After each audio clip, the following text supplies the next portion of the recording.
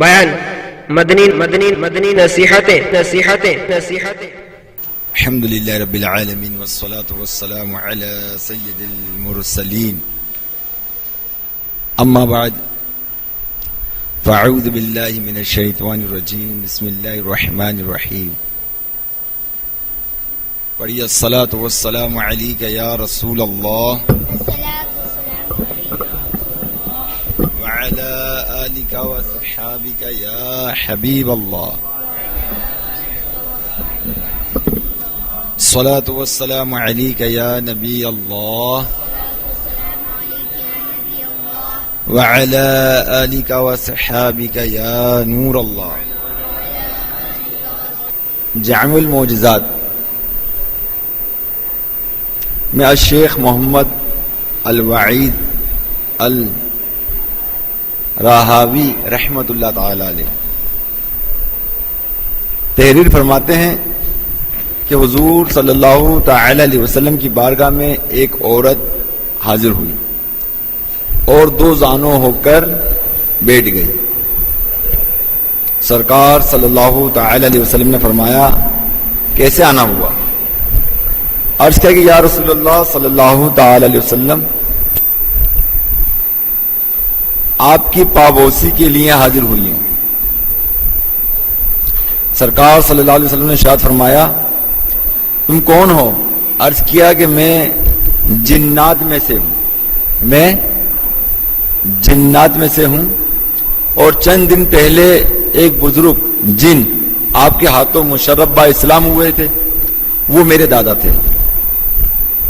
سرکار صلی اللہ تعالی علیہ وسلم نے ارشاد فرمایا تم بھی اسلام قبول کرنے آئی ہو؟ عرض کی جی. حضور صلی اللہ علیہ وسلم نے کلمہ طیبہ پڑھایا اور حلقہ بگوش اسلام کر لیا. اس کے بعد آپ نے ارشاد فرمایا اسلام کو قبول کرنے پر کیوں آمادہ ہوں؟ اسلام کو قبول کرنے پر آپ کیوں آمادہ ہوں؟ تو جن عورت نے عرض کیا کہ یا رسول اللہ صلی اللہ علیہ وسلم میرے اسلام لانے کا ایک واقعہ ہے. وہ یہ کہ چند روز ہوئے ہیں کہ میں ہند کی سرزمین پر گئی. اتفاق ہوا کہ وہاں گلاب کا ایک پودا دیکھا. گہرے سرخ کے پھولوں پر نظر ڈالی تو ہر پتی پر لکھا تھا قدرت کے قلم سے. کیا لکھا تھا؟ محمد المصطفیٰ صلی اللہ علیہ وسلم علی المرتضی رضی اللہ تعالیٰ عنہ. یا رسول اللہ صلی اللہ علیہ وسلم ہوا کا ایک جھونکا آیا تو گلاب کی پتیاں آپ صلی اللہ تعالی علیہ وسلم پر درود شریف پڑھنے لگیں. میں سمجھ گئی کہ کائنات کا ہر ذرہ آپ کی محبت میں اسیر ہے. صلو علی الحبیب صلی اللہ علیہ وسلم. مدنی نصیحتیں کے حوالے سے میں کچھ باتیں عرض کروں گا اور اس میں سب سے پہلے مدنی نصیحت جو ہے وہ حضرت سفیان ثوری رحمت اللہ تعالی علیہ کی پیش کروں گا. حضرت سیدنا عبد الرحمن بن مہدی رحمت اللہ تعالی علیہ فرماتے ہیں کہ وصال سے قبل حضرت سیدنا سفیان ثوری رحمت اللہ تعالی علیہ کو پیٹ کا مرض لاحق ہو گیا. میں آپ کی خدمت کیا کرتا تھا. ایک دن میں نے عرض کی کہ حضور میں آپ کی تیمارداری میں مشغول رہتا ہوں جس کی وجہ سے باجماعت نماز ادا نہیں کر سکتا. آپ اس کے بارے میں کیا ارشاد فرماتے ہیں؟ فرمایا کسی مسلمان کی لمحہ بھر کے لیے خدمت کرنا 60 سال کی باجماعت نمازوں سے افضل. میں نے عرض کی کہ حضور یہ بات آپ نے کس سے سنی؟ ارشاد فرمایا میں نے حضرت سیدنا عاصم بن عبید اللہ بن عبداللہ بن عامر رضی اللہ تعالی اجمعین سے سنا. انہوں نے حضرت سیدنا عامر رضی اللہ تعالی عنہ سے روایت کی کہ کسی بیمار مسلمان بھائی کی ایک دن خدمت کرنا مجھے ان 60 سال با جماعت نمازوں سے زیادہ پسند ہے جن میں کبھی تکبیر اولا بھی فوت نہ ہوئی ہو۔ جب مرض طول پکڑ گیا تو آپ کو گھٹن سی محسوس ہوئی اور اے موت کہنے لگے۔ پھر فرمایا کہ میں نہ تو موت کی تمنا کر رہا ہوں نہ ہی موت کی دعا کر رہا ہوں، بلکہ میں تو لفظ موت کہہ رہا ہوں۔ جب وصال کا وقت قریب آیا تو آپ زارو قطار رونے لگے۔ میں نے عرض کی کہ اے ابو عبداللہ یہ رونا کیسا؟ فرمایا موت کے وقت کی شدید تکلیف کی وجہ سے رو رہا ہوں۔ اے عبد الرحمن، اللہ عز و جل زبردست طاقت والا ہے۔ میں نے دیکھا کہ کثرت بقا یعنی بہت زیادہ رونے کی وجہ سے آپ کی آنکھیں ڈھلک گئی تھیں اور پیشانی پر پسینہ آ رہا تھا۔ فرمایا میری پیشانی سے پسینہ صاف کر دو۔ میں نے پسینہ صاف کیا تو دوبارہ آ گیا تو آپ نے کہا کہ الحمدللہ عز و جل۔ پھر فرمایا کہ میں نے حضرت سیدنا منصور سے، انہوں نے حضرت سیدنا حلال بن یصاف سے، انہوں نے حضرت سیدنا بریدہ سلامی رضی اللہ تعالی علیہم اجمعین سے روایت کی کہ آپ فرماتے ہیں کہ میں نے سرکار والائے تبار ہم بے کسوں کے مددگار شفیع روز شمار و ادن پروردگار دو عالم کے مالک و مختار صلی اللہ تعالی علیہ وسلم کو یہ فرماتے سنا ہے کہ بے شک مومن کی روح پسینے کے ساتھ نکلتی ہے۔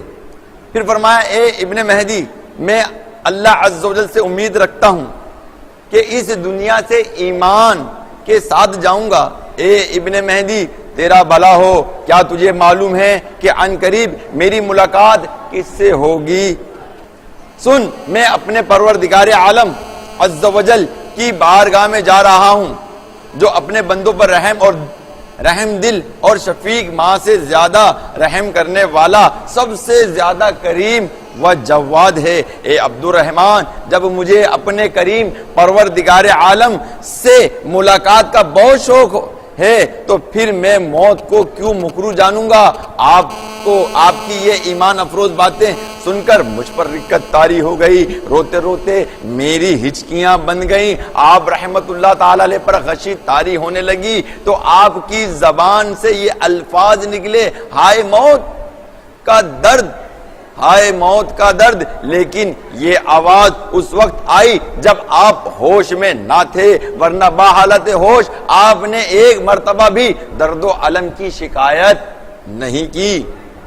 جب آپ رحمت اللہ تعالی علیہ کو ہوش آیا تو آپ نے فرمایا میرے پروردگار عالم عز و جل کے قاصدوں یعنی فرشتوں کی آمد، مرحبا، طیبین کو خوش آمدید، یہ کہہ کر آپ رحمت اللہ تعالی علیہ کی پیشانی سے پسینہ صاف کرنے لگا۔ کچھ دیر بعد آپ رحمت اللہ تعالی علیہ نے آنکھیں کھولی اور فرمایا اے عبد الرحمن پڑھو۔ میں نے عرض کی کہ کیا پڑھوں؟ فرمایا رحمت کے فرشتوں کو لانے والی اور شیطانوں کو دور کرنے والی سورہ یاسین کی تلاوت کرو۔ میں نے سورہ یاسین شریف کی تلاوت شروع کی، دوران تلاوت مجھ پر رکت طاری ہو گئی، رونے کی وجہ سے مجھ سے بعض حروف کی صحیح ادائیگی نہ ہو سکی تو آپ رحمت اللہ تعالی علیہ نے فرمایا کہ جن الفاظ میں غلطی ہوئی ہے انہیں دوبارہ پڑھو۔ آپ رحمت اللہ تعالی علیہ نے وہ غلطی درست کروائی اور آپ رحمت اللہ تعالی علیہ پر پھر غشی طاری ہوئی۔ کچھ دیر بعد آنکھیں کھول کر اوپر کی جانب دیکھنے لگے، گھر والے اور بچے رونے لگے، ان کی ہلکی ہلکی چیخیں بلند ہوئی، لیکن یہ آواز گھر تک ہی محدود تھی، باہر سنائی نہ دیتی تھی۔ جب آپ رحمت اللہ تعالی علیہ کو کچھ ہوش آیا تو فرمایا یہ چیخو پکار اور رونا کیسا؟ میں نے عرض کی کہ گھر کی عورتوں پر رکت طاری ہو گئی ہے۔ فرمایا اللہ تبارک و تعالی تم پر رحم فرمائے، خاموش ہو جاؤ، چیخو پکار اور رونا بند کرو، اپنے کپڑے ہرگز نہ پھاڑنا، کیونکہ نوحہ کرنا اور کپڑے پھاڑنا زمانہ جاہلیت کے کام ہیں، ان چیزوں کو ترک کرو۔ اور اس طرح کو اے سفیان ثوری، اللہ تبارک و تعالی قول ثابت کے ساتھ تجھے ثابت قدم رکھے، تیری حاجتیں تجھے پہنچ جائیں، اللہ عز و جل تجھ پر رحم کے فرشتے نازل فرمائے۔ میرے انتقال کے بعد کثرت سے یہ دعا کرنا، ابھی اس طرح دعا کرو، اے ہمارے پروردگار عالم عز و جل، جو ہم دیکھ رہے ہیں ہمیں اس سے نصیحت حاصل کرنے کی توفیق عطا فرما، اس پر یقین کامل عطا فرما، آمین۔ حضرت سیدنا عبد الرحمن رحمت اللہ تعالی علیہ فرماتے ہیں، پھر آپ رحمت اللہ تعالی علیہ نے مجھ سے فرمایا، حماد بن سلمہ رحمت اللہ تعالی علیہ کو میرے پاس بلا لاؤ، میں پسند کرتا ہوں کہ وقت رخصت وہ میرے پاس موجود ہوں۔ میں حضرت سیدنا حماد بن سلمہ رحمت اللہ تعالی علیہ کے پاس گیا اور عرض کی کہ حضرت سیدنا سفیان ثوری رحمت اللہ تعالی علیہ حالت نزا میں ہیں۔ یہ سنتے ہی آپ رحمت اللہ تعالی علیہ فوراً ننگے پاؤں دوڑے اور صرف ایک چادر پہنے اور جلدی جلدی وہاں پہنچے۔ اس وقت حضرت سیدنا سفیان ثوری رحمت اللہ تعالی علیہ پر غشی طاری تھی۔ حضرت سیدنا حماد بن سلمہ رحمت اللہ تعالی علیہ نے پھرتے محبت میں ان کی پیشانی کا بوسہ دیا اور روتے ہوئے کہنے لگے، اے عبداللہ، اے ابو عبداللہ رحمت اللہ تعالی علیہ، اللہ عز و جل آپ رحمت اللہ تعالی علیہ کو برکت عطا فرمائے، ہم آپ رحمت اللہ تعالی علیہ کے بہت زیادہ مشتاق تھے۔ حضرت سیدنا سفیان ثوری رحمت اللہ تعالی علیہ کو ہوش آیا تو کہا کہ تمام تعریفیں اس پاک پروردگار عالم عز و جل کے لیے ہیں کہ جس نے اپنی مخلوق کو فنا ہونے کا فیصلہ فرمایا۔ میں نے عرض کی کہ حضور دیکھیے حضرت سیدنا حماد بن سلمہ رحمت اللہ تعالی علیہ آپ رحمت اللہ تعالی علیہ کے پاس موجود ہیں۔ فرمایا کہ اے میرے بھائی، مرحبا مرحبا، میرے قریب آ جاؤ۔ اے حماد، اللہ عز و جل سے ڈرتے رہنا اور حالت نزا کی تکلیف کو دیکھ لو کہ ان قریب تم پر بھی یہ کیفیت طاری ہونے والی ہے۔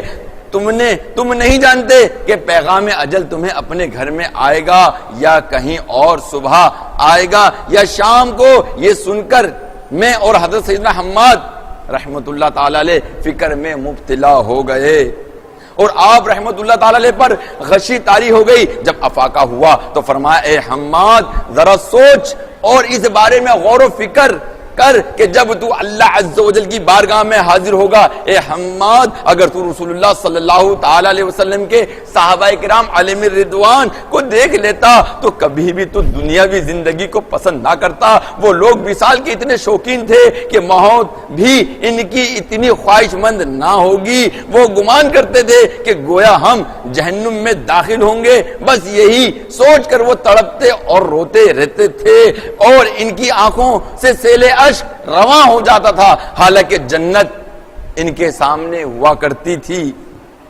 وہ ساری رات قیام و سجود میں گزار دیتے تھے۔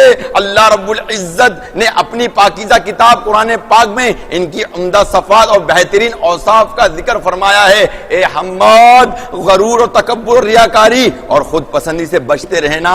ان صفات مذمومہ یعنی بری صفات کے ہوتے ہوئے دین سلامت نہیں رہتا۔ اے حماد، چھوٹوں کے لیے سراپائے شفقت اور بڑوں کے لیے سراپائے عاجزی و محبت بن جاؤ۔ لوگوں کے لیے وہی بات پسند کرو جو اپنے لیے پسند کرتے ہو۔ جب تمہیں تنہائی میسر آئے تو سفر آخرت کے بارے میں غور و فکر کر کے اپنے آپ پر خوب رویا کرو اور سوچا کرو کہ تمہاری ابتدا اور انتہا کیا ہے۔ غور اور فکر کر کے تجھے ایک امر عظیم درپیش ہے۔ وہ امر ایسا سخت ہے کہ اس کی سختی لوہا پتھر بھی برداشت نہیں کر سکتے۔ اگر تو اس دشوار گزار گھاٹی سے نجات پا گیا تو سمجھ لے کہ تو کامیاب ہو گیا۔ اگر خدا نہ خواستہ تو اس کی گہری کھائی میں گر گیا تو بدبختوں میں سے ہوگا اور تجھے ایسا غم ملے گا کہ جو کبھی ختم نہ ہوگا۔ آگ میں جلنے والے کو سکون نہیں ملتا۔ اے حماد، اغنیا کی مجالس سے بچتے رہنا کہ بے شک وہ تیری زندگی تیرے لیے ناپسندیدہ بنا دیں گے۔ مغروروں کی مجالس میں ہرگز نہ بیٹھنا کہ ان کی صحبت سے بچتے رہنا۔ اگر ان کے ساتھ بیٹھے گا تو وہ تجھے اپنی بری عادتیں سکھائیں گے۔ ہاں، علماء کرام رحم اللہ تعالی کی خدمت میں حاضر حاضری لازم کر کہ ان کے سامنے نرمی سے گفتگو کر، انہیں گھور گھور کر ہرگز نہ دیکھنا، نہایت عاجزی و انکساری کے ساتھ ان سے ملنا۔ اگر تو ایسا کرے گا تو ان کی بھلائیوں سے تجھے بھی حصہ ملے گا اور تو ان کی برکتوں سے فیضیاب ہوگا۔ ہائے اب ایسے علماء کہاں ہیں کہ جو انبیاء کرام علیہ السلام کے جانے کے بعد ان کے وارث بنتے؟ ہائے وہ اس فانی دنیا کو اس کے چاہنے والوں کے لیے چھوڑ کر دارہ بقا کی طرف چلے گئے۔ انہیں عالم اس لیے کہا گیا کہ اللہ عز و جل کا جو حق ان پر ہے اسے پہنچاتے ہیں، اور ان کا اپنے اوپر جو حق ہے اسے بھی جانتے ہیں۔ بس یہ لوگ آگ سے دور بھاگتے ہیں، جنت کی امید رکھتے ہیں، اور جو چیزیں اللہ رب العزت کو ناپسند ہیں یہ بھی انہیں ناپسند کرتے ہیں، اور جسے اللہ عز و جل پسند فرماتا ہے یہ اس سے محبت اور پیار کیا کرتے ہیں۔ اے حماد، دنیا کی رنگینیوں میں کھوئے ہوئے علماء سے بچنا، بے شک جو بھی ان کے قریب جائے گا یہ اسے فتنے میں ڈال دیں گے۔ اگر کوئی جاہل ان کے پاس بیٹھے گا تو اس کی جہالت میں مزید اضافہ ہوگا، کوئی جاننے والا ان کے پاس جائے گا تو یہ اس کی فکر آخرت میں کمی کا سبب بنیں گے۔ ایسے لوگوں کے کاموں سے رسول اللہ صلی اللہ تعالی علیہ وسلم نے ڈرایا اور ان کے ساتھ بیٹھنے سے منع فرمایا۔ اے حماد، تو جہاں بھی رہے ہر حال میں ہر جگہ صدق کو اپنے اوپر لازم رکھنا، کیونکہ سچائی کی بدولت اللہ تبارک و تعالی تجھے عزت عطا فرمائے گا۔ صبر کر، اپنے اوپر لازم کر لینا کہ بے شک یہ دین کا بادشاہ ہے، یقین کو مضبوطی سے تھام لینا، کیونکہ یہ اسلام کی بلندی کا سر چشمہ ہے۔ اے حماد، علم دین کو مخلوق میں سے کسی کے ہاتھ نہ بیچنا، بلکہ اس کے ذریعے اس رحیم الکریم اور پروردگار عالم عز و جل کی طرف متوجہ ہونا، جو چھوٹی سے چھوٹی نیکی کو بھی قبول کرتا ہے اور بڑے سے بڑے گناہ کو بھی معاف فرما دیتا ہے۔ یہ میری وصیت ہے، اسے مضبوطی سے تھام لینا۔ اتنا کہہ کر آپ رحمت اللہ تعالی علیہ پر غشی طاری ہو گئی۔ ہم نے دیکھا تو آپ رحمت اللہ تعالی علیہ کے جسم سے پسینہ نکل رہا تھا، قدم ٹھنڈے ہو چکے تھے۔ پھر آپ رحمت اللہ تعالی علیہ کو ہوش آیا، فرمایا الحمدللہ عز و جل، بے شک مومن ہر حال میں بھلائی کو پہنچتا ہے۔ مومن کی روح اس کے پہلوؤں سے نکلتی ہے، وہ اللہ عز و جل کی حمد کرتا ہے۔ تمام تعریفیں اسی خدائے بزرگ و برتر کے لیے ہیں کہ جو اکیلا ہی ہر حمد حقیقی کے لائق ہے۔ حضرت سیدنا حماد رحمت اللہ تعالی علیہ نے آپ رحمت اللہ تعالی علیہ سے کہا کہ لا الہ الا اللہ پڑھیے، تو آپ رحمت اللہ تعالی علیہ نے کلمہ طیبہ پڑھا اور پڑھنے کے بعد یہ آیت کریمہ تلاوت فرمائی، ربنا اخرجنا نعمل صالحا غیر الذی کننا نعمل۔ اے ہمارے رب عز و جل، ہمیں نکال کہ ہم اچھا کام کریں اس کے خلاف جو پہلے کرتے تھے۔ پھر یہ آیت مبارکہ پڑھی، وَلُرَدُّ لَعَادُوا لِمَا نُهُوا عَنْهُ وَإِنَّهُمْ لَكَاذِبُونَ، اور اگر وہ واپس بھیجے جائیں تو پھر وہی کریں کہ جس سے منع کیے گئے تھے، اور بے شک وہ ضرور جھوٹے ہیں۔ پھر اس کے بعد آپ نے یہ آیت تلاوت فرمائی، سنیے وَمَا خَلَقْنَا السَّمَاوَاتِ وَالْأَرْضَ وَمَا بَيْنَهُمَا لَعِبِينَ مَا خَلَقْنَاهُمَا إِلَّا بِالْحَقِّ، اور ہم نے نہ بنائے آسمان اور زمین اور جو کچھ ان کے درمیان ہے کھیل کے طور پر، ہم نے انہیں نہ بنایا مگر حق کے ساتھ۔ پھر آپ رحمت اللہ تعالی علیہ کی آواز بند ہو گئی۔ حضرت سیدنا عبد الرحمن بن مہدی رحمت اللہ تعالی علیہ فرماتے ہیں کہ میں نے حضرت سیدنا حماد بن سلمہ رحمت اللہ تعالی علیہ کو یہ فرماتے سنا، خدا عز و جل کی قسم، اس عظیم ولی کے بعد مشرق و مغرب میں اس کے مثل کوئی نہیں۔ یہ بزرگ انبیاء کرام علیہ السلام کی سنتوں کے آئینہ دار تھے۔ یہ کہہ کر حضرت سیدنا حماد رحمت اللہ تعالی علیہ رونے لگے، یہاں تک کہ آپ رحمت اللہ تعالی علیہ کی آواز بلند ہو گئی۔ میں نے کہا اللہ عز و جل آپ رحمت اللہ تعالی علیہ پر رحم فرمائے، اطمینان رکھیے، رونا موقوف کر دیجئے۔ آپ رحمت اللہ تعالی علیہ نے انا للہ و انا الیہ راجعون پڑھ کر کہا اے عبد الرحمن بن مہدی رحمت اللہ تعالی علیہ تیرا بھلا ہو، ان کے بعد ایسا کون ہے کہ جس پر رویا جائے؟ کچھ دیر بعد حضرت سیدنا سفیان ثوری رحمت اللہ تعالی علیہ پھر کلام کرنے لگے اور مجھے پکارا، میں نے کہا کہ میں حاضر ہوں۔ فرمایا کہ دینار کا چوتھا حصہ دے کر میری قبر کھدوانا، دینار کے چوتھے حصے کی خوشبو وغیرہ خریدنا اور نصف دینار کا کفن خرید لینا، مجھے میری اسی چادر میں غسل دینا، پھر اسی کو ہی میرے کفن کی چادر بنا دینا، اور جو قمیض میں نے پہنی ہوئی ہے اسے پھاڑ کر دھو کر میرے کفن کی قمیض بنا دینا، مجھ پر اس سے زیادہ بوجھ نہ ڈالنا، اور یہ تمام کام اس وقت کرنا کہ جب مجھے اس مکان سے دور لے جاؤ، اس مکان سے مجھے دور لے جاؤ، ورنہ ازدام یعنی لوگوں کا ہجوم ہو جائے گا اور تجھے میری وجہ سے مشقت ہوگی، اور میں نہیں چاہتا کہ تجھے مشقت ہو، پھر میری نماز جنازہ پڑھنا، خبردار چیخو پکار ہرگز نہ کرنا۔ اتنا کہہ کر ولی کامل حضرت سیدنا سفیان ثوری رحمت اللہ تعالی علیہ دائلی اجل کو لبیک کہتے ہوئے اس دارِ فانی سے کوچ کر گئے۔ انا للہ و انا الیہ راجعون۔ میں نے حضرت سیدنا حماد رحمت اللہ تعالی علیہ کو دیکھا کہ روتے روتے ان کی ہنچکیاں بن گئیں۔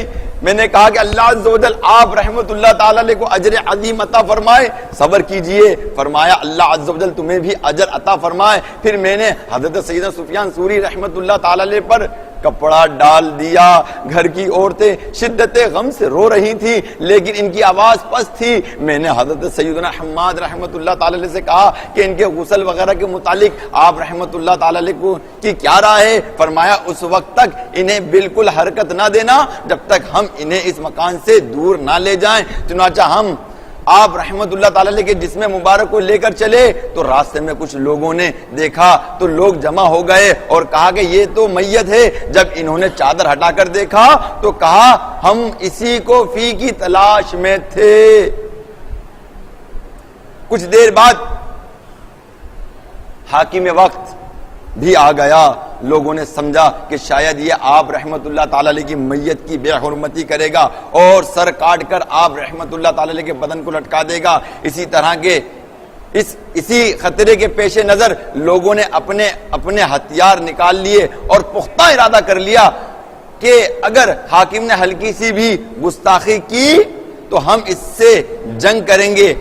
حاکم مجمع کے قریب آیا اور لوگوں کو دور کرتے ہوئے اسی خطرے کے پیش نظر لوگوں نے اپنے ہتھیار نکال لیے اور پختہ ارادہ کر لیا کہ اگر حاکم نے ہلکی سی گستاخی بھی کی تو ہم اس سے جنگ کریں گے۔ حاکم مجمع کے قریب آیا، لوگوں کو دور کرتے ہوئے جنازے کے قریب پہنچا اور حضرت سیدنا سفیان ثوری علیہ رحمت القوی کی دونوں آنکھوں کے درمیان بوسہ دے کر بلند آواز سے رونے لگا۔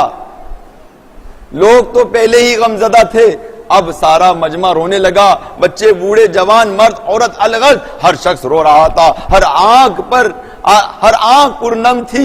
حاکم نے فقہائے کرام علیہ رحمت الرحمن کو بلوا کر کہا کہ مجھے اس ولی کامل کی تدفین کے بارے میں مشورہ دو۔ حضرت سیدنا حماد بن سلمہ رحمت اللہ تعالی علیہ وہاں موجود تھے۔ انہوں نے فرمایا اے امیر، میری رائے یہ ہے کہ انہیں کی چادر و قمیض کا کفن دیا جائے اور ہم خود اپنے ہاتھوں سے انہیں غسل دیں۔ بے شک انہیں یہی بات پسند تھی کہ حاکم نے کہا کہ ٹھیک ہے کہ تم لوگ انہیں غسل دے کر انہی کپڑوں کا کفن پہناؤ، لیکن اس کے بعد میں اپنی طرف سے کفن پہناؤں گا۔ پھر حضرت سیدنا حماد رحمت اللہ تعالی علیہ نے فقہائے کرام علی رحمت الرحمن کی جماعت کے ساتھ مل کر غسل دیا اور قمیض کو کفنی اور آپ کی چادر کو کفن کی چادر بنا دیا اور خوشبو وغیرہ لگائی۔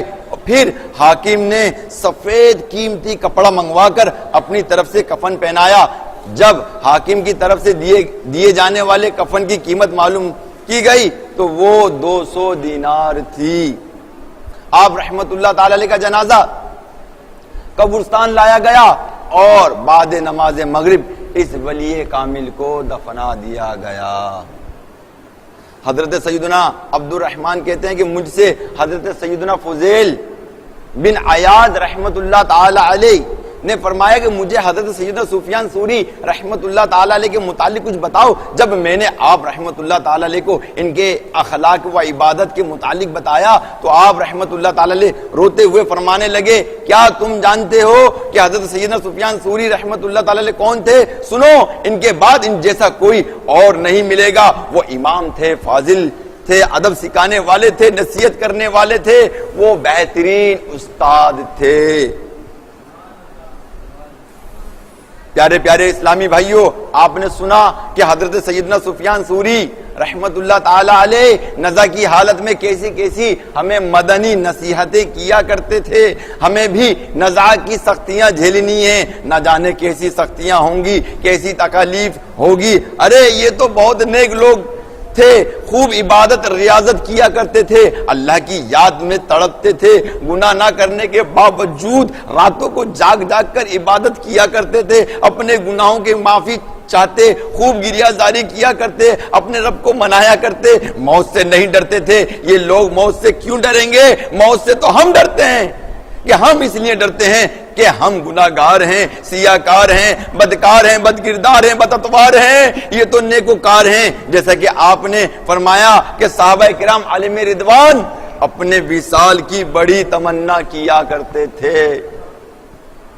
جیسا کہ حضرت سیدنا امام حسن رضی اللہ تعالیٰ عنہ کو زہر دیا گیا تھا، آپ قریب الشہید تھے، آپ نے رونا شروع کر دیا. امام علی مقام امام حسین رضی اللہ تعالی عنہ نے کہا کہ بھائی جان آپ کیوں روتے ہیں؟ ان قریب آپ نانا جان صلی اللہ علیہ وسلم امی حضور رضی اللہ تعالی عنہ سے ملاقات کریں گے. امام حسن رضی اللہ تعالی عنہ نے فرمایا، سنو کیا فرمایا کہ میں موت کی وجہ سے نہیں رو رہا ہوں، میں تو اس لیے رو رہا ہوں کل میرا بھائی کربلا کے میدان میں اکیلا رہ جائے گا. پیارے پیارے اسلامی بھائیوں، ہمارے صحابہ کرام اپنے ہی وصال سے کس قدر خوش ہوتے تھے. آئیے حضرت بلال رضی اللہ تعالی عنہ کا بھی واقعہ سن لیتے ہیں کہ جب عاشق زار حضرت بلال رضی اللہ تعالیٰ عنہ کے وصال کا وقت قریب آیا تو آپ کی بیوی نے پھرتے غم سے پکارا وَحُزْنَا، ہائے دکھ کی بات. یہ سن کر حضرت بلال رضی اللہ تعالیٰ عنہ نے فرمایا وَتَرَابَهُ، واہ خوشی کی بات کہ میں عنقریب اپنے محبوب صلی اللہ تعالی علیہ وسلم اور آپ کے پیارے صحابیوں رضی اللہ تعالی عنہ اجمعین سے ملاقات کرنے والا ہوں. اے میرے پیارے پیارے اسلامی بھائیوں، یہ لوگ موت سے نہیں گھبراتے تھے. یہ نیک لوگ اللہ عز و جل کی ملاقات کو پسند کرتے اور اللہ عز و جل ان کی ملاقات کو پسند فرماتا ہے. جبکہ ہم موت سے گھبراتے ہیں کہ جبکہ موت ایک حقیقت ہے، اس کو ہم نے اچھی طرح جانتے ہیں کہ ہمارا حال یہ ہے کہ ہم موت سے ڈرتے ہیں، مگر موت ایک دن مرنا ہے، ایک دن ہمیں مرنا ہے. کفن دیکھ کر ہم سوچ میں پڑ جاتے ہیں کہ ایک دن یہ کفن ہمیں پہننا ہے. ہم جنازہ اٹھتے وقت غمگین ہو جاتے ہیں، ایک دن ہمارا بھی جنازہ اٹھایا جائے گا. قبرستان میں جا کر قبروں کو دیکھ کر ہمارا ضمیر ہم کو کہتا ہے، کیا کہتا ہے؟ ایک دن تمہیں یہاں آنا ہے، اندھیری قبر میں جانا ہے. یہ معلوم ہے ہم کو یقین کے ساتھ کہ ہم نے اپنا حساب و کتاب رب عز و جل کے حضور دینا ہے. جبکہ ہمیں تو دنیا ہی اچھی لگتی ہے، اسے چھوڑنے کا دل نہیں چاہتا. حدیث پاک میں آتا ہے کہ میرے آقا تاجدار مدینہ علیہ الصلوۃ والسلام ارشاد فرماتے ہیں کہ جس نے موت سے محبت کی وہ میرا دوست ہے. ہمارا تو بہت برا حال ہے، پتہ نہیں کہ ہمارا کیا بنے گا. ہمارے اسلاف کا کیا حال ہوا کرتا تھا، عبادت کیا کرتے تھے، رب عز و جل کو راضی رکھتے تھے اور گریہ زاری کیا کرتے تھے. حضرت عطا سلمہ رحمت اللہ تعالی علیہ کے بارے میں منقول ہے کہ آپ بہت زیادہ گریہ و زاری فرماتے. آپ سے اس کے متعلق پوچھا گیا تو آپ نے فرمایا میں کیوں نہ رہوں، حالانکہ موت کا پھندا میری گردن میں ہے، قبر میرا گھر ہے، قیامت میرا ٹھکانہ ہے اور اپنا حق مانگنے والے ارد گرد کھڑے ہو کر پکار رہے ہیں. اے شخص، ہمارے اور تمہارے درمیان میدان محشر میں فیصلہ ہوگا. ایک ہم ہیں کہ اس کی سرزمین پر ڈٹ کر اس کی معصیت کرتے ہیں، یعنی گناہ کرتے ہیں، اپنے رب عز و جل کو ناراض کرتے ہیں اور شیطان کو خوش کرتے ہیں، نمازوں کا اہتمام نہیں کرتے، جھوٹ بولتے ہیں، گالیاں دیتے ہیں، دل دکھاتے ہیں، چوریاں کرتے ہیں، خون ریزیاں کرتے ہیں، غیبتیں کرتے ہیں، چغلیاں کرتے ہیں، گندے گندے ناول پڑھتے ہیں، فلمیں ڈرامے دیکھتے ہیں، گندی گندی فلمیں دیکھتے ہیں، گندی گندی تصاویریں دیکھتے ہیں، خوب گانے سنتے اور رقص کرتے ہیں اور رشوت کا لین دین کرتے ہیں، خوب چیٹنگ بازیاں کرتے ہیں، چند سکوں کے خاطر اپنے ہی دوست کو ٹھگ لیتے ہیں، یہاں تک کہ اسے قتل بھی کر دیتے ہیں۔ پیارے پیارے اسلامی بھائیوں، ہمارا حال تو بہت برا ہے، اور آج کوئی گناہ کرنے کا موقع مل جائے کون چھوڑتا ہے؟ وہی چھوڑ سکتا ہے کہ جس کے دل میں خوف خدا عز و جل ہو۔ ہمارے دل میں خوف خدا کہاں؟ ہمیں تو دنیا کا خوف ہے، کہیں دنیا کی عزت خراب نہ ہو جائے، اس لیے ہم بعض گناہ چھوڑ دیتے ہیں۔ ہمیں تو شیطان نے چاروں طرف سے گھیر لیا ہے، ہمیں بہت محتاط ہونے کی ضرورت ہے۔ ہم لوگ کسی کھاتے میں آتے ہی نہیں، ہم تو سرے سے دنیا دار ہیں، اور ہمارے اندر جو فکریں ہیں ساری دنیا ہی کے لیے ہیں۔ کیا آخرت کی فکر ہمیں اپنے اندر نظر آتی ہے؟ کہیں سے بھی نظر نہیں آتی۔ ابھی تو آخرت کا مرحلہ تو بات کا ہے، پہلے ہمارے سامنے ہماری قبر ہے، ہم نے اپنی قبر کے لیے کچھ نہیں کیا اور ہم نے آخرت کے لیے کچھ نہیں کیا۔ ہاں، دنیا کے لیے بولو کیا نہ کیا، اور بہت کچھ کیا اور بہت کچھ کیا جا رہا ہے۔ ہم وقت اس دنیا ناپائیدار کی فکر میں لگے رہتے ہیں۔ آج دنیا کی نوکری چلی جائے تو پریشان ہو جاتے ہیں، دنیا کا مال و متاع ہاتھ سے نکل جائے تو پریشان ہو جاتے ہیں، کاروبار تباہ ہو جائے تو بے چین ہو جاتے ہیں۔ آیا اب کیسے زندگی گزاریں گے، کھانا کیسے کھائیں گے؟ پیارے پیارے اسلامی بھائیوں، اللہ عز و جل نے ہم سے رزق کا وعدہ فرمایا ہے جو ہم کو پہنچ کر ہی رہتا ہے، مگر ہمیں ایمان سے اٹھائے گا اس کا اس نے ہم سے وعدہ نہیں فرمایا۔ پیر برکات فاروقی مدثر عالی اپنے پیر بھائی کا جو بہترین عامل تھے، ان کا واقعہ سناتے ہیں۔ سنیے کہ سندھ میں ایک پیر صاحب رہا کرتے تھے، ان کے پیر بھائی ان سے بہت پیار کیا کرتے تھے، ان کے بڑے معتقد تھے۔ جب اندرونی سندھ جاتے تو ان سے ضرور ملاقات کرتے تھے۔ ایک دن ان سے ملاقات کرنے گئے تو کیا دیکھتے ہیں کہ پیر صاحب بستر مرگ پر پڑے ہیں اور ان کا دم نکلتا ہی نہیں۔ انہوں نے پیر صاحب کو دم کیا تو وہ اٹھ کر بیٹھ گئے، اپنے بیٹے سے کہا کہ جاؤ نائی کو بلا لاؤ۔ نائی آیا، پیر صاحب نے کہا کہ بھویں اور مونچھیں صاف کر دو۔ نائی نے بھویں اور مونچھیں صاف کر دی۔ پیر صاحب پھر نزع کی حالت میں چلے گئے اور پاؤں سیدھے کر لیے، پھر بھی دم نہیں نکلتا تھا۔ پھر انہوں نے دم کیا تو وہ دوبارہ اٹھ کر بیٹھ گئے اور کہا کہ نائی ہے؟ کہا کہ جی ہاں ہے۔ پھر نائی کو کہا کہ تم میری داڑھی صاف کر دو، تو نائی نے داڑھی صاف کر دی اور یوں پیر صاحب کا دم نکل گیا۔ دنیا سے گئے تو ذلیل و رسوا ہو کر گئے۔ اللہ عز و جل کی خفیہ تدبیر سے ڈرنا چاہیے۔ اللہ تبارک و تعالی ہمیں ایمان سے اٹھا لے، اس کا ہم سے وعدہ نہیں کیا، ہمیں اس کی فکر کرنی ہوگی۔ اور جو لوگ اپنے ایمان کی فکر نہیں کرتے، مرتے وقت ان کا ایمان سلب کر لیا جاتا ہے۔ پیارے اسلامی بھائیوں، ہمارا حال تو بہت برا ہے، بہت ہی برا ہے، ہمیں تو بہت زیادہ غور کرنا چاہیے۔ آئیے غور کرتے ہوئے آپ کو میں ایک واقعہ سناتا ہوں۔ سنیے کہ حضرت سیدنا حارث رحمت اللہ تعالی علیہ اکثر قبرستان جایا کرتے تھے، قبر والوں سے کلام کرتے اور نصیحت کرتے ہوئے ایک قبر کے پاس آ کر سو جاتے ہیں۔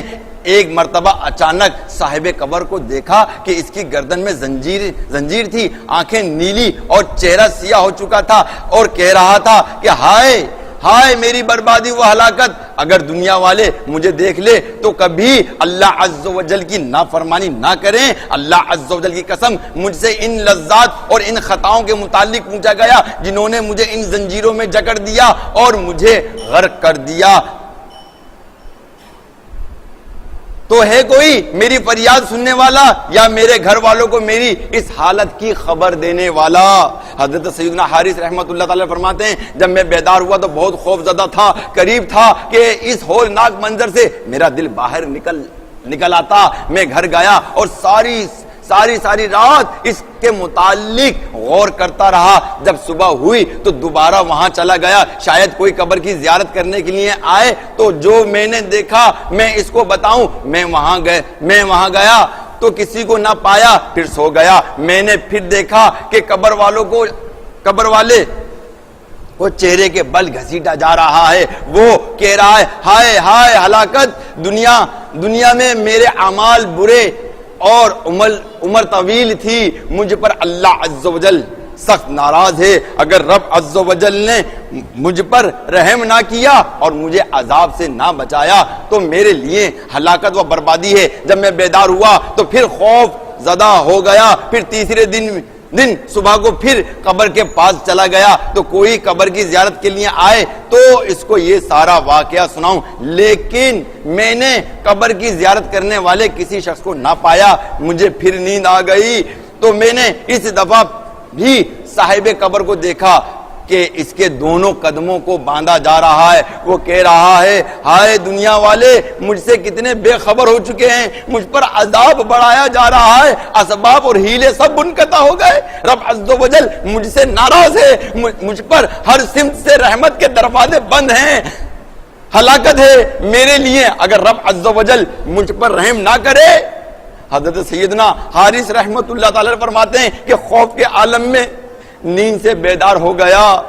میں نے لوٹنے کا ارادہ ہی کیا تھا کہ چاند سی 3 لڑکیاں آئیں. میں نے ان سے دور ہو گیا اور قبر کی آڑ میں چھپ گیا تاکہ میں ان کی گفتگو سن سکوں. ان میں سے چھوٹی لڑکی آگے بڑھی اور قبر کے پاس رک کر کہا السلام علیکم, آپ پر سلامتی ہو. اے بابا جان, آپ نے صبح کیسے کی؟ آپ اپنی آرام گاہ میں کیسے ہیں؟ آپ کا اپنے ٹھکانے میں ٹھہرنا کیسا ہے؟ آپ ہمارے پاس اپنی محبت چھوڑ کر چلے گئے اور آپ کی خبر گیری کرنا ہم سے منقطع ہو گئی. آپ کا ہمیں بہت زیادہ غم ہے, آپ سے ملنے کا بہت شوق ہے. پھر وہ بہت زیادہ روئی. اس کے بعد دونوں لڑکیاں آگے بڑھیں, سلام کر کے کہنے لگیں یہ ہمارے اس باپ کی قبر ہے کہ جو ہم پر بہت شفیق اور مہربان تھے. اللہ عز و جل نے آپ کو اپنی رحمت سے خوش رکھے, آپ کو اپنے عذاب کے شر اور سزا سے بچائے. اے بابا جان, ہمیں آپ کے بعد ایسی تکالیف اور غم لاحق ہوئے کہ اگر آپ انہیں دیکھ لیتے تو غمگین ہو جاتے, اگر آپ ان سے آگاہ ہو جاتے تو وہ آپ کو رنجیدہ و خاطر کر دیتے. مردوں نے ہمارے چہرے کو بے پردہ کر دیا جنہیں آپ ڈھانپا کرتے تھے. حضرت سیدنا حارث رحمت اللہ تعالی علیہ فرماتے ہیں کہ ان کی باتیں سن کر مجھے رونا آ گیا. پھر میں تیزی سے ان کے پاس گیا اور سلام کرنے کے بعد کہا اے لڑکیوں, بے شک بعض اوقات اعمال قبول کیے جاتے ہیں اور بعض اوقات رد کر دیے جاتے ہیں. میں اس قبر میں رہنے والے تمہارے باپ کے اعمال کو دیکھ کر دکھ میں مبتلا ہوں اور برے اعمال کے سبب اس کی عبرتناک حالت نے مجھے مزید غمزدہ کر دیا ہے. آپ فرماتے ہیں کہ جب ان لڑکیوں نے میری گفتگو سنی تو کہنے لگی اے اللہ عز و جل کے نیک بندے, آپ نے کیا دیکھا؟ میں نے بتایا کہ میں 3 دن سے بار بار یہاں آ رہا ہوں اور لوہے کے گرز اور زنجیروں کی آوازیں سنتا ہوں. جب انہوں نے یہ سنا تو کہنے لگی کہ اس سے بڑھ کر بھی کوئی دکھ اور مصیبت ہو سکتی ہے کہ ہم اپنی حاجات کو پورا کرنے اور گھروں کو آباد کرنے میں مشغول ہیں. ہمارے بابا جان کو آگ کا عذاب دیا جا رہا ہے. اللہ عز و جل کی قسم, نہ ہمیں چین آئے گا, نہ نیند اور نہ صبر, یہاں تک کہ ہم اللہ عز و جل کی بارگاہ میں گریہ وزاری کریں گے. شاید وہ ہمارے بابا جان کو آگ سے آزاد کر دے. پھر وہ اپنی چادروں میں گرتی پڑتی ہوئی چلی گئی. حضرت سیدنا حارث رحمت اللہ تعالی علیہ چوتھے دن صبح کو پھر قبر کے پاس تشریف لے گئے اور اس شخص کی قبر کے پاس بیٹھ گئے. پھر اچانک نیند کا غلبہ ہوا. پھر دیکھا کہ قبر والے کو اب حسین و جمیل صورت میں دیکھا. اس کے پاؤں میں سونے کے جوتے ہیں, اس کے پاس خام اور غلام ہیں. آپ فرماتے ہیں کہ میں نے اس کو سلام کیا اور کہا کہ اللہ عز و جل آپ پر رحم کرے, آپ کون ہیں؟ اس نے جواب دیا کہ میں وہی ہوں کہ جس کے معاملے کو دیکھ رہے تھے. آپ غمگین ہو گئے تھے، اللہ عز و جل آپ کو جزائے خیر عطا فرمائے۔ میں نے پوچھا آپ کا یہ حال کیسے ہوا؟ تو اس نے کہا کہ جب آپ نے مجھے دیکھا تھا اور کل میری بیٹیوں کو میرے بارے میں بتایا تو وہ اپنے گھروں کو جا کر آنسو بہانے لگی، بالوں کو بکھیر دیا، اپنے رخساروں کو زمین پر رکھ دیا، اللہ رب العزت کی بارگاہ میں گریہ وزاری کرنے لگی اور میرے لیے اللہ عز و جل سے بخشش کی دعا مانگنے لگی۔ اللہ تبارک و تعالیٰ نے میرے گناہوں کو بخشش فرما کر مجھے آگ سے آزاد فرما دیا اور مجھے دلوں کے چین سرور کونین صلی اللہ تعالی علیہ وسلم کا پڑوس عطا فرمایا۔ جب آپ میری بیٹیوں سے ملیں تو ان کو میری اس حالت کے متعلق بتا دیں تاکہ وہ غمگین نہ ہو، ان کو بتائیں کہ میں باغات و محلات و حور غلمہ اور مشک اور کافور اور فرح و سرور میں ہوں، اور یہ بھی بتائیں کہ اللہ عز و جل نے مجھے معاف فرما دیا۔ تو 5ویں دن کا سنیں پیارے سے بھائی، 5ویں روز جب صبح کا وقت پھر قبرستان میں جاتے ہیں تو کیا دیکھتے ہیں کہ وہ لڑکیاں ننگے پاؤں موجود ہیں، ان کے اوپر غم کے آثار نمایاں ہیں۔ میں نے ان کو سلام کیا اور کہا کہ تمہیں مبارک ہو کہ میں نے تمہارے بابا جان کو بہت اچھی حالت اور وسیع ملک میں دیکھا ہے۔ تمہارے بابا جان نے بتایا کہ اللہ عز و جل نے تمہاری دعا قبول فرمائی اور تمہاری کوشش کو رد نہیں کیا۔ اللہ عز و جل نے تمہاری خاطر تمہارے بابا جان کو بخش دیا، تم اس کے حقدار ہو کہ تم اس کا شکر کرو۔ یہ سنتے ہی ان میں سے سب سے چھوٹی لڑکی نے دعا کی۔ اب وہ دعا کی کیا کی، اس کو غور سے سنیے۔ اے اللہ عز و جل، اے دلوں کو خوش کرنے والے، اے عیبوں کو چھپانے والے، ہمارے غموں کو دور کرنے والے، گناہوں کو بخشنے والے، غیبوں کو جاننے والے، تو میری حاجت کو اسی طرح جانتا ہے جس طرح تنہائی میں میرے گناہ سے معافی مانگنے کو جانتا ہے۔ تو میرے ارادے اور میری نیت اور دل کو بہتر جانتا ہے۔ تو ہی میرا مالک ہے، وہ مولا ہے، میری پکڑ فرمانے والی ذات بھی تیری ہی ہے، میری مصیبتوں کا حاجت رواں بھی تو ہی ہے، میری تنہائی کا مونس و غمخوار، میری لرزشوں کو مٹانے والا اور میری دعاؤں کو قبول فرمانے والا بھی تو ہی ہے۔ اگر میں اپنی اطاعت میں کوئی کوتاہی کروں اور تیرے منع کردہ کاموں کا ارتکاب کر بیٹھوں تو اپنا فضل و کرم کرتے ہوئے مجھے محفوظ رکھ اور میری پردہ پوشی فرما۔ اے سب سے بڑے کریم، اے مانگنے والوں کی آخری امید اور روز جزا کے مالک، تو اچھی طرح جانتا ہے کہ جو میں اپنے دل میں چھپائے ہوئے ہوں، اگر تو نے محض اپنے فضل و کرم سے میری حاجت کو قبول فرما لیا ہے اور میرے بابا جان کے حق میں میری شفاعت کو قبول فرما لیا ہے تو میری روح بھی قبض کر لے کہ تو ہر چاہے پر قادر ہے۔ پھر اس نے ایک زوردار چیخ ماری اور اپنے خالق حقیقی سے جا ملی۔ پھر دوسری آگے بڑھی، اس نے بھی بلند آواز سے پکارا، اے اللہ عز و جل، اے گردنوں کو آگ کے عذاب سے آزاد کرنے والے، میری مصیبت بھی دور کر دے، میرے دل سے تمام شکوک اور شبہات مٹا دے۔ اے وہ ذات کہ جس نے مجھے سہارا دیا جب میں لڑ کھڑا گئی اور میری رہنمائی فرمائی جب میں حیرانی کے عالم میں سرگرداں تھی اور مصیبت و تنگ دستی کے وقت میری دستگیری فرمائی۔ اگر تو نے میری دعا قبول فرما لیا ہے اور میری حاجت پوری کر دی ہے اور میرے دل کو اپنے ذکر سے آباد کر دیا ہے تو مجھے بھی میری بہن سے ملا دے۔ اس نے بھی ایک زوردار چیخ ماری اور جان جانے آفرین کے سپرد کر دی۔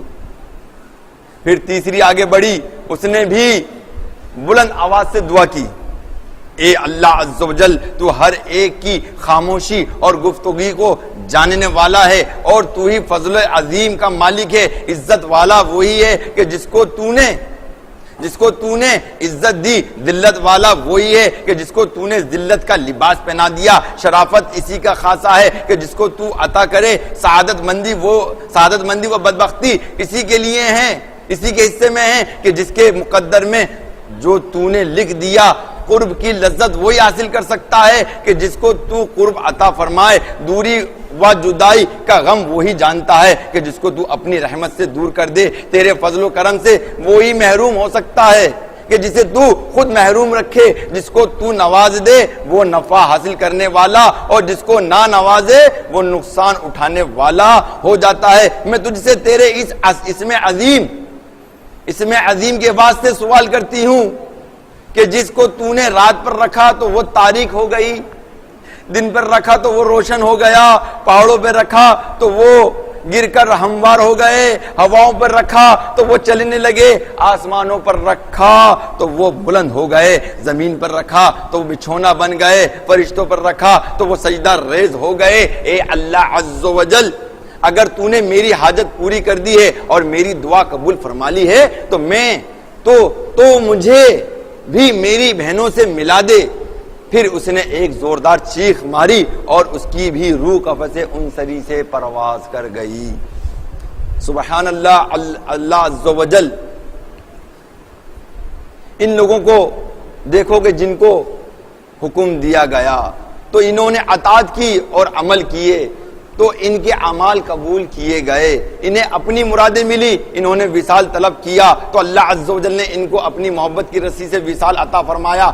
اللہ عز و جل نے ان کی دعا قبول فرمائی. رب عز و جل کی بارگاہ میں قولن اور فعلن مخلص تھے. ایک ہم ہے، غور کیجئے، ایک ہم ہے. کیا ہے؟ کہتے ہیں کہ نماز پڑھنی چاہیے، پھر نماز نہیں پڑھتے. زکوٰۃ دینی چاہیے، زکوٰۃ نہیں دیتے. دین کا کام کرنا چاہیے، دین کا کام نہیں کرتے. جھوٹ نہیں بولنا چاہیے، جھوٹ بولتے ہیں. سچ بولنا چاہیے تو سچ بولتے ہی نہیں ہیں. کسی کو دھوکہ نہیں دینا چاہیے، پھر دھوکہ بھی دیتے. ہر کوئی ایک دوسرے کو دھوکہ دے رہا ہے، ہر کوئی ایک دوسرے کو لوٹ رہا ہے. کہیں تو اس کی جان لے لی جاتی ہے. جب یہ ساری برائیاں جنم لیں گی تو پھر دعا کیسے قبول ہوگی؟ ہمیں اللہ عز و جل کا قرب حاصل کرنے کے بجائے آج بدقسمتی سے شیطان مردود کا قرب پا لیا ہے، نفس کا قرب پا لیا ہے، دنیا کی رنگینیوں کا قرب پا لیا ہے. آج ابن آدم کو کیسی بھی نصیحت کی جائے اس کی جوں نہیں رینگتی. اے ابن آدم سن، ایک کتے کی نصیحت سنیے. پیارے اسلامی بھائیو، حضرت بایزید بستامی رحمت اللہ تعالی علیہ ایک مرتبہ کہیں تشریف لے جا رہے تھے کہ راستے میں ایک کتا آتا نظر آیا. جب وہ کتا حضرت بایزید بستامی رحمت اللہ تعالی علیہ کے پاس سے گزرنے لگا تو آپ رحمت اللہ تعالی علیہ نے اپنے کپڑے سمیٹ لیے اور کتا ٹھہر گیا اور حضرت بایزید بستامی رحمت اللہ تعالی علیہ سے کہنے لگا کہ حضور آپ نے کپڑے کیوں سمیٹے؟ آپ نے فرمایا اس لیے کہ تو نجیس ہے. کتے نے جواب دیا کہ حضور اگر میری وجہ سے آپ کے کپڑے پلید ہو گئے تو یہ نجاست تو پانی سے بھی دور ہو جائے گی، اور اگر مجھے حقیر جان کر اور اپنے آپ کو بڑا جان کر نخوت اور غرور سے آپ نے کپڑے سمیٹے تو غرور اور تکبر کی نجاست دل میں پیدا ہو جائے گی، اور یہ دل کی نجاست 7 سمندروں کے پانی سے بھی دور نہ ہوگی. حضرت بایزید بستامی رحمت اللہ تعالی علیہ کتے کی یہ بات سن کر فرمانے لگے کہ تو سچ کہتا ہے، باقی تو ظاہری نجاست رکھتا ہے مگر متکبر انسان باطنی نجاست رکھتا ہے. پھر فرمایا اے کتے تجھ سے مجھے بڑا سبق حاصل ہوا ہے، آؤ ہم تم مل کر رہیں گے. کتے نے جواب دیا حضور آپ میرے ساتھ نہیں رہ سکتے، اس لیے کہ میں مردود خلائق یعنی رد کیا گیا ہوں. جو مجھے دیکھتا ہے پتھر مارتا ہے، اور آپ مقبول الخلائق ہیں. جو آپ کو دیکھتا ہے السلام علیکم یا سلطان العارفین کہتا ہے. اور میں اس لیے بھی نہیں رہ سکتا کہ میں ہڈیوں کو جمع کر کے کل کے لیے نہیں رکھتا، اور جبکہ انسان گندم کے ذخیرے جمع کر کے رکھتا ہے. اس کتے نے آخر میں بھی ایک زوردار جوتا مارا کہ انسان کے توکل اور میرے توکل میں، کہا کہ انسان کے توکل اور میرے توکل میں فرق ہے کہ میں تو رب پر توکل کرتا ہوں اور انسان گندم پر توکل کرتا ہے. کتنا زوردار جوتا مارا. یہی جوتا ہمیں ایک زوردار جوتا مارتا ہے. سنو کہ ایک بزرگ کا جوتا پرانا ہو گیا تو انہوں نے اسے اتار کر پھینک دیا. جوتے نے کہا کیوں جناب، مجھے آپ نے کیوں اتار پھینکا؟ بزرگ نے کہا کہ ایک ذلیل شے ہو کے مجھ سے مخاطب ہوتے ہو، خاموش ہو جاؤ۔ جوتے نے کہا آپ مجھے ذلیل کہہ رہے ہیں، مگر یہ بھی سوچا آپ نے کہ میں ذلیل کیوں ہوا؟ سنیے جناب، میں ذلیل بھی ہوا تو یوں کہ اس لیے کہ آپ نے مجھے پہنا، مجھے آپ کے والد نے مجھے پہنا ہوتا تو آپ ہی کی نظروں میں عزیز ہوتا، اگر آپ کے استاد نے پہنا ہوتا تو آپ ہی کی نظروں میں میری عزت ہوتی، اور اگر مجھے آپ کے پیر صاحب نے پہنا ہوتا تو مجھے کو آپ قابل تعظیم سمجھتے اور مجھے چومتے، مگر آج مجھے جو ذلت ملی اور آپ مجھے ذلیل کہہ رہے ہیں، سوچ لیجئے کہ یہ کس کی وجہ سے؟ قبلہ یہ سب آپ ہی کی وجہ سے، یہ سب آپ ہی کی وجہ سے۔ تو بزرگ نے کہا کہ بس کر اے جوتے، تو نے ٹھیک ہی کہا۔ جوتے نے پھر کہا کہ ایک اور بات بھی سوچئے، اور وہ یہ کہ آپ نے مجھے اپنے پاؤں کی حفاظت کے لیے بنوایا، چنانچہ میں نے آپ کے پیروں کی حفاظت کی، کانٹوں کے زخم خود سے ہے مگر آپ کے پیروں کی حفاظت کی، کیچڑ میں خود کو لتاڑا مگر آپ کے پیروں کی محفوظ رکھا، آپ کے پیر ٹیڑھے ہوئے تو میں نے اپنا جسم ٹیڑھا کر لیا، الغرض جس مقصد کے لیے مجھے بنایا گیا میں نے اپنا مقصد پورا کر دکھایا۔ اب آپ بھی سوچئے کہ آپ اللہ رب العزت نے آپ کو کیوں بنایا، آپ کے ذمہ کون سا کام لگایا؟ ظاہر ہے عبادت و مغفرت کے لیے انسان کو بنایا گیا۔ تو ذرا سوچ کر جواب دیجئے کہ آپ نے کیا وہ کام کر کے دکھایا کہ جس کے لیے اللہ رب العزت نے آپ کو پیدا کیا؟ اگر جواب ہاں ہے تو پھر ٹھیک ہے، اور اگر جواب نہیں ہے تو قبلہ یقین کیجئے آپ سے 1000 درجہ میں اچھا ہوں، میں آپ سے 1000 درجہ اچھا ہوں، اور ذلیل میں نہیں آپ ہیں۔ وہ بزرگ اس ناسیہ کی باتیں سن کر زاروں قطار رونے لگے اور کہا کہ اتنے ناسیہ کی جدائی مجھے ہرگز گوارا نہیں۔ پھر اس جوتے کو آپ نے پہن لیا۔ پیارے اسلامی بھائیوں، ہمیں قرآن و حدیث، علماء حق، اولیاء دین، جان بے جان سب ہی نصیحت کرتے ہیں، اور ہمیں ان نصیحت کے مدنی پھول کولن فیلن دل کے مدنی گلدستے میں سجا لینا چاہیے، اور سجانے میں کامیاب ہو گئے تو اللہ عز و جل کے پیارے بندے بن جائیں گے۔ جیسا کہ حضرت معروف کرخی رحمت اللہ تعالیٰ علیہ کا واقعہ میں آپ کو سنا رہا ہوں کہ حضرت حسین رحمت اللہ تعالیٰ علیہ، توجہ کے ساتھ جو بات اب میں آپ کو آخر میں جو نصیحت آپ کو سنا رہا ہوں مدنی نصیحت سنیے، کہ حضرت حسین رحمت اللہ تعالیٰ فرماتے ہیں کہ میں نے حضرت معروف کرخی کو ان کے وصال کے بعد خواب میں دیکھا تو میں نے ان سے پوچھا کہ اللہ تبارک و تعالیٰ نے آپ کے ساتھ کیا سلوک فرمایا؟ آپ نے کہا کہ میرے رب عز و جل نے مجھے بخش دیا۔ میں نے پوچھا کہ آپ کے زہد و تقوی کی وجہ سے؟ فرمایا نہیں، بلکہ اس لیے کہ میں نے حضرت ابن سماک رحمت اللہ تعالی علیہ کی نصیحت کو قبول کیا اور فقراء کو اختیار کیا اور فقراء سے محبت کی۔ حضرت معروف کرخی رحمت اللہ تعالیٰ فرماتے ہیں کہ حضرت ابن سماک رحمت اللہ تعالیٰ کی نصیحت اس طرح ہے، اس کو بالکل اپنے دل کے مدنی گلدستے میں سجا لیجئے جو آپ نصیحت دے رہے ہیں، جو حضرت ابن سماک رحمت اللہ تعالیٰ نے فرماتے ہیں کہ میں کوفہ سے گزر رہا تھا تو ایک شخص کے پاس کھڑا ہو گیا جس کو ابن سماک کہا جاتا تھا۔ وہ لوگوں کو نصیحت کر رہے تھے۔ انہوں نے اپنی گفتگو کے دوران فرمایا جو شخص مکمل طور پر اللہ عز و جل سے منہ پھیر لیتا ہے، اللہ عز و جل بھی اس کی طرف سے توجہ کم کر دیتا ہے، اور جو شخص دل سے اللہ عز و جل کی طرف متوجہ ہو جائے اللہ عز و جل اپنی رحمت کو اس کی طرف متوجہ کر دیتا ہے، اور تمام مخلوق کا رخ اس کی طرف پھیر دیتا ہے۔ اور جو کبھی کبھی ایسا کرے تو اللہ عز و جل کبھی کبھی اس پر رحمت فرماتا ہے۔ حضرت معروف کرخی رحمت اللہ تعالیٰ فرماتے ہیں کہ ان کے کلام کا میرے دل پر اتنا اثر ہوا کہ میں اللہ عز و جل کی طرف متوجہ ہو گیا اور اپنے پیر و مرشد حضرت علی بن موسیٰ رضا رضی اللہ تعالیٰ عنہ کی خدمت کے علاوہ سب کچھ چھوڑ دیا۔ میں نے اپنے مرشد سے اس نصیحت کا تذکرہ کیا تو انہوں نے فرمایا اگر تم اس نصیحت کو اختیار کرو تو تمہارے لیے یہ نصیحت کافی ہے۔ آخر میں ایک اور نصیحت کے مدنی پھول میں حضرت حاتم اسلم رحمت اللہ تعالیٰ کے پیش کر دیتا ہوں جو نصیحتوں کو قبول کر لیں کر لیں، جس کو قبول نہیں کرنا یہ مدنی نصیحتیں نہ کرے بھائی. ان کی بات میں اپنی بات ختم کر دیتا ہوں. سنیں وہ کیا بات ہے کہ ایک شخص سفر پہ جانے لگا تو حضرت حاتم اصم رحمۃ اللہ تعالی علیہ کی خدمت بابرکت میں حاضر ہو کر کہنے لگا مجھے کچھ نصیحتیں فرمائیے، مجھے کچھ نصیحتیں فرمائیے. اور سنیے نصیحتیں کیا. آپ رحمت اللہ تعالی علیہ نے فرمایا اگر تو یار چاہتا ہے تو اللہ عز و جل تیرا یار کافی ہے. تو یار چاہتا ہے، دوست چاہتا ہے تو اللہ عز و جل تیرا یار کافی ہے. اگر تو ہمراہی چاہتا ہے تو کرامن کاتبین کافی ہیں، نیکی اور بدی کے فرشتے لکھنے والے تیرے لیے کافی ہیں. اور اگر عبرت چاہتا ہے تو دنیا عبرت کے لیے کافی ہے. اگر دنیا چاہتا ہے، عبرت چاہتا ہے تو دنیا تیرے لیے عبرت کافی ہے. اور اگر مونس اور غمخوار چاہتا ہے تو قرآن مجید تیرا مونس اور غمخوار ہے. قرآن شریف، یہاں تو قرآن شریف پڑھے بھی نہیں ہوتے، اتنی بڑی عمر ہو جاتی ہے داڑیاں نکلی آتی ہیں. کیا ہوا یہ قرآن شریف؟ قرآن شریف نہیں پڑھا ہوا، بتاؤ. اچھا کیا پڑھا ہوا ہے؟ جناب ہم نے تو سی اے کیا ہوا. اچھا اچھا اچھا اچھا گریجویشن کیا ہوا. اچھا اور کیا کیا؟ ارے ہم نے تو بہت بہت دنیاوی تعلیم ساری حاصل کر لی. نہیں کی تو قرآن کی تعلیم حاصل نہیں کی، قرآن شریف کا ناظرہ ہی نہیں کیا.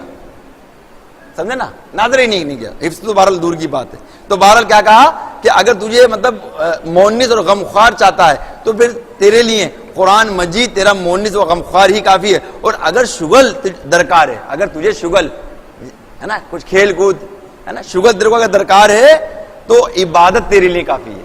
تو چاہتا نا کہ میں کچھ مطلب شغل کروں. ہاں بھائی کیا ہوا، کرکٹ کھیلیں؟ کیا خیال ہے، کرکٹ کھیلیں کیا، یا مطلب ہاکی کھیلیں یا فٹ بال کھیلیں؟ نہ نہ، یہ کھیلنے کے بجائے اللہ تعالیٰ کی عبادت کریں. 2 رکعت نماز نفل پڑھ لیں، ہے نا، 4 رکعت نماز نفل پڑھ لیں، نفلی عبادتوں میں لگ جائیں. صحیح نا. تو اگر تیرے کو شغل درکار ہے تو عبادت تیرے لیے کافی ہے. اور اگر واز چاہتا ہے نا، تو پھر موت کافی ہے. اگر کوئی نصیحت چاہتا ہے واز میں تو یاد کر کہ پھر تیرے لیے نصیحت جو ہے وہ موت ہی کافی ہے. اور اگر یہ باتیں، اب ذرا سننے والی بات ہے، یہ کیا فرماتے ہیں حضرت حاتم اصم رحمۃ اللہ تعالی علیہ، اور اگر یہ باتیں جو میں نے بیان کی، اگر یہ باتیں جو میں نے تجھے بیان کی اور تجھے پسند نہیں تو یاد رکھ دوزخ تیرے واسطے کافی ہے. آئی بات سمجھ میں؟ اگر ساری باتیں تیری سمجھ میں نہیں آ رہی نا تو سمجھ لے پھر تیرے لیے دوزخ ہی کافی ہے. تو یہ حال قسم خدا کہ ہم لوگوں کا، ہم لوگ قرآن و حدیث کی بات سمجھ میں آتی ہی نہیں. ہمیں کوئی واقعہ سمجھ میں آتا ہی نہیں ہمارے کو. تو ہمیں تو دنیا کا لالچ دو، ہم کو تو بس دنیا کا معاملہ ہمارے ساتھ ہونا چاہیے. ہمیں دنیا کے بارے میں بتاؤ کہ دھندا کیسے ہوتا ہے، چٹنگ بازیاں کیسے ہوتی ہیں، سمجھے نا، اور یہ ڈکیتیاں کیسے ہوتی ہیں، تو فلانا چیزیں کیسے ہوتی ہیں، اور کیا ہوتا ہے کیا. بس اس کے بارے میں بتاؤ کہ دنیا کی زندگی ہے کتنی پیارے اسلام بھائی ہمارے پاس، کتنی سی ہے.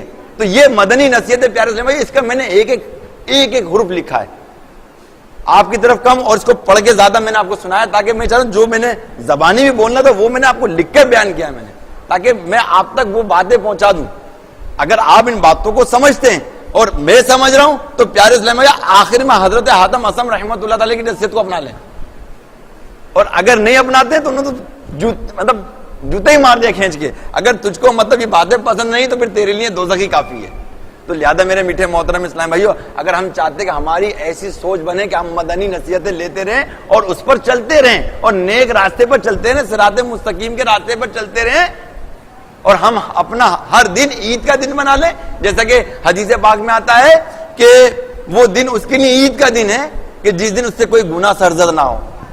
یہاں تو ہر قدم قدم پر گناہ ہوتا ہے، ہر قدم قدم پہ گناہ ہوتا ہے. تو لہذا ہم کیوں نہ اپنے لیے وہ دن بنا لیں کہ جو ہمارے لیے عید کا دن ہو جائے. ایک تو عید کا دن یہ ہو گیا، اور ایک عید کا دن یہ ہے کہ جب ہماری روح نکلے، جسم سے نکلے، تو لوگ بے شک غمزدہ ہوں، مگر جس کی روح نکلے تو وہ خوش ہو رہا ہو. کیوں؟ کہ اس پر اللہ تبارک و تعالیٰ کی جو ہے مطلب انعامات کی برسات ہو رہی ہے.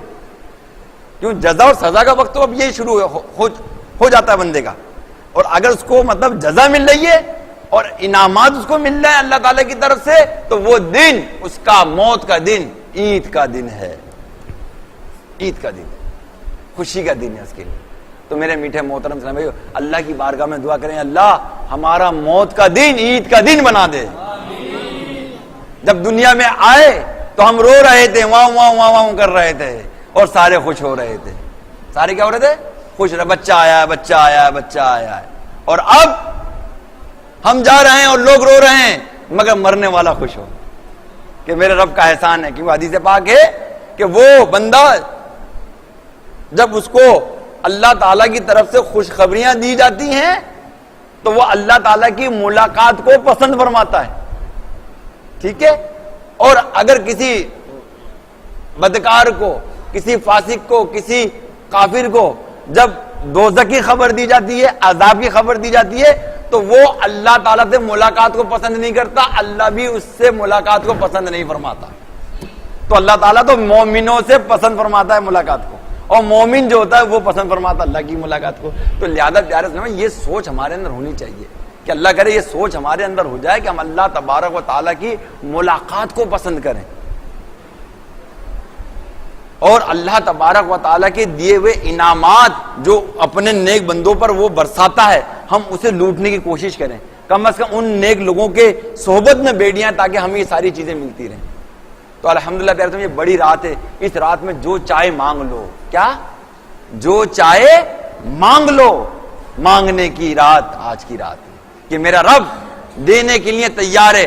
آؤ تقوی پرہیزگاری مانگ تو تقوی پرہیزگاری ملے گی، دنیا داری مانگ تو دنیا داری ملے گی، مغفرت مانگ تو مغفرت ملے گی، گناہوں کو اپنے نامہ اعمال سے صفائی چاہتے ہو صفائی مل جائے گی، جو چاہو وہ مل جائے گا آج کی رات. تو آج کی رات کیوں نہ رب عز و جل کی بارگاہ میں پیش کریں، اے اللہ عز و جل ہم سب کو ذوق اور شوق کے ساتھ عبادت میں زہد و تقوی ہم کو عطا فرما دے، ہمیں اپنا پیارا بندہ بنا لے، ہمیں اپنا قرب عطا فرما دے، اپنی محبت عطا فرما دے، اپنے رسول کی محبت عطا فرما دے، اپنے پیاروں کی محبت عطا فرما دے. اے رب العالمین تو ہمیں اپنا پیارا بندہ بنا لے. آج کے دن دعا مانگ لو، آج کے دن جو چاہے مل جائے. کچھ اور نہ مانگو، دنیا نہ مانگو. ہاں پاکستانی ضرور دعا کرو بھائی. یہ تو میں کہتا ہوں کہ معیشت ہماری پاکستان کی بہتر ہو. اللہ کرے پاکستان کی معیشت بہتر ہو جائے اور ہمارے اس پاکستان کو یہ کہ دشمنوں کی میلی نگاہوں سے محفوظ رکھے. اور یہ کہ اب انسان ہے، انسان یا کافر کوئی بھی ہے، وہ کوئی بھی پلاننگ کرتا ہے، کرنے تو بھائی اس سے کیا ہوتا ہے. تو ایک انسان ہے پلاننگ کر رہا ہے، مگر جب تک میرا رب نہیں چاہے گا کچھ نہیں ہوگا. تو ہم کیوں نہ رب کے دروازے پہ دستک دیں کہ رب بندے نے جو بھی کچھ پلاننگ بنائی سو بنائی، کہ پاکستان کا اتنے سن کے اندر نقشہ ہے یا نہیں ہے ہم نہیں جانتے، مگر یہ ہوگا تبھی جب تو چاہے گا. ہم تیری بارگاہ میں دعا کرتے ہیں اللہ تو ہمارے پاکستان کی حفاظت فرما، ہمارے یہاں کے بچے کی